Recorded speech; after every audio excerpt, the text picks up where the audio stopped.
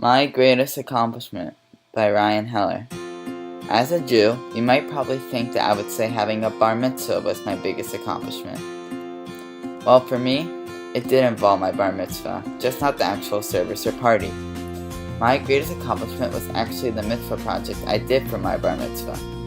I know some people are saying, well, I'm sure your mom made you do this, and you only did it because you have to. Believe it or not, this mitzvah project was 100% my idea. This idea all started on October 2012 while I was getting a jump start on my Christmas movies. Yes, I know I'm Jewish, but it's not illegal for me to celebrate it. But anyways, I was watching the classic movie A Christmas Carol, and I saw how happy the poor Cratchit family was after receiving all the food and gifts from Ebenezer Scrooge. This made me feel so happy and wonder if I can make this kind of difference on a family's lives. So then I went to work trying to find the best way for me to make a family's Christmas better. Then I realized, instead of just one family, I can do a whole daycare filled with kids from families with very little wealth. I asked my mom about it, and she found an organization called Touch a Heart that specializes in these kinds of charity events. The people of Touch a Heart were thrilled to hear about what I wanted to do and assigned me to a daycare center right away.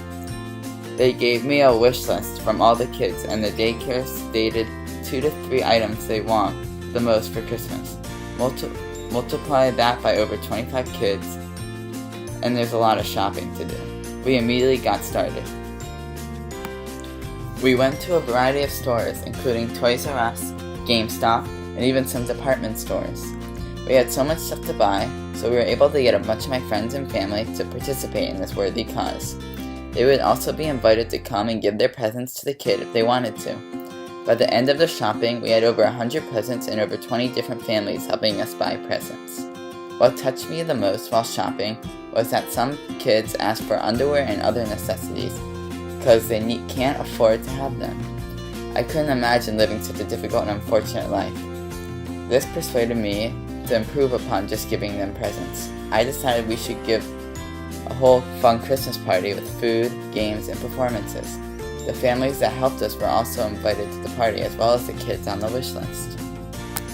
Soon enough, the day of the party arrived, and we began to load our car up with all the presents and head up to the daycare center.